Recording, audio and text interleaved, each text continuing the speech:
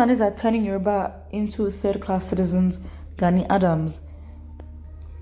Okay, so I think this security threat in the region has reduced drastically through the efforts of the different security groups. There are lots of things that happen behind the scenes.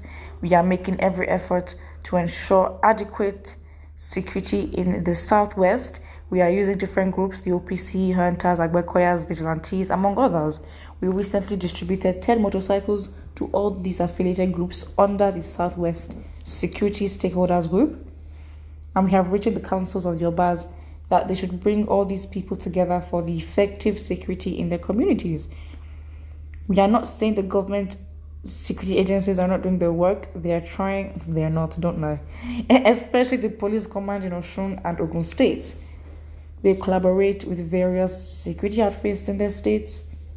From a report I got, the police in Osun and Ogun states collaborate with different security organizations for effective security. There's an operation we carried out together in Ilesha, Osun State, recently, in which we lost one of our members.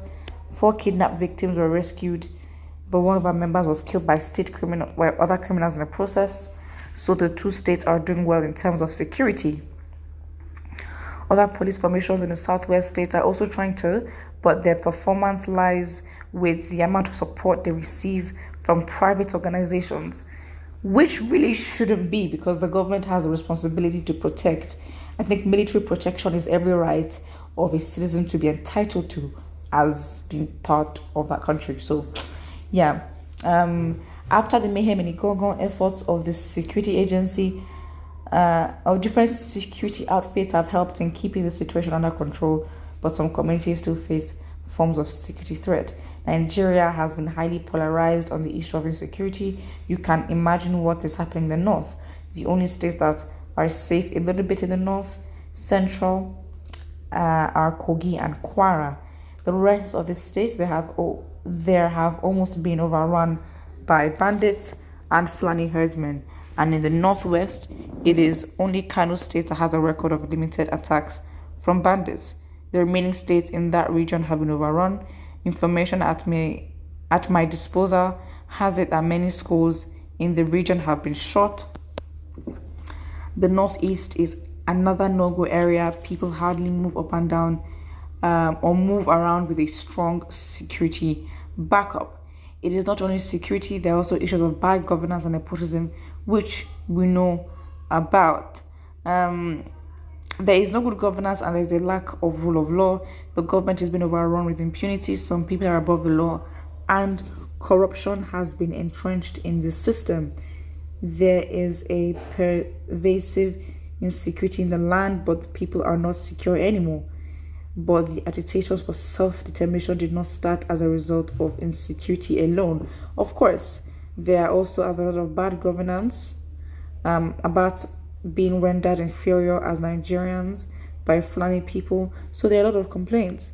There are factors that are driving the Yoruba demand for self-determination. As a result of that, we have been clamoring for a return to true federalism, with which we started as independence, but they have refused and are calling us names. But what do you expect? What do you expect? That's it. What do you actually expect?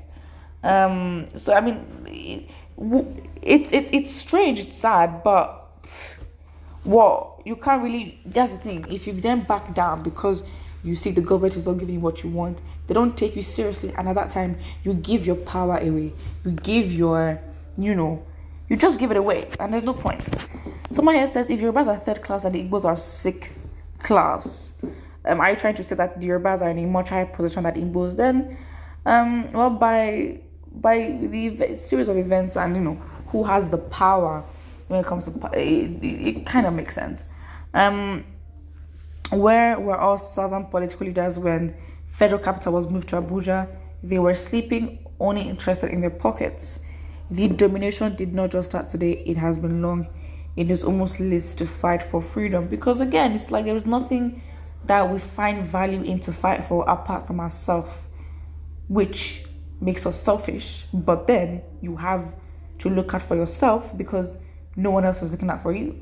But then then there's severities to how selfish you can be, because then you can be so selfish that you put others at risk. And I think that is where, as Nigerians, we're getting to. Someone says, in which way you coward? I mean, I wonder how leaders feel like this. All right. Talking without any move, nonsense noise. Go after the deadly tribe, Fulani. Oh, all right. Again, I think with the relationship that Fulanis have with Nigeria, the only connection to Nigeria is the Hausas, meaning that with history, Fulanis are scattered all over West Africa and some other parts as well. And they bred, how do you say, past tense of breed. But basically, they brought offsprings with a mix of Fulani and Hausa, as well as, of course, colonization and wars and all that. So again, their spread did happen in so many ways. But when we look at the map of Nigeria, its land and who is indigenous to that land, it's definitely not Fulani. Absolutely not. But then again, if you look at the history of the world, who really owns land? Who really can say, we have monopoly over this land and that land? People have been invading each other and disrespecting and, clashing, having wars with each other for a long time. And whoever wins, they'll just take your land. And again, land is very important. Land shows how free you are. Your land and your territory demands, it just indicates how much power you have and how much freedom you have. And your ownership and autonomy over that land shows how free you are. So yeah, it just is what it is. A well-researched interview by Gani Adams. Yeah, Gani Adams is the person. Any question here? I'm talking about this. Talking without any move, nonsense, noise. Yeah, not gonna lie.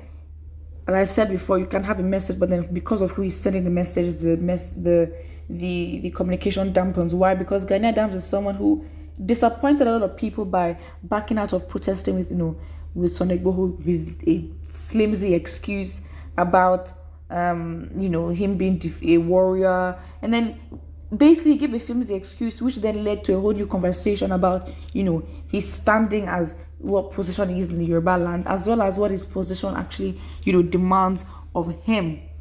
So then we lost the conversation, and then he didn't do any more, and that is practically it. So again, Gani Adams, yes, he may be right in some sense, but because of what has happened, I don't think anyone's going to take him seriously, or in fact, they literally just go against what he says and don't even listen to him. Put what you think, but don't forget to like and subscribe.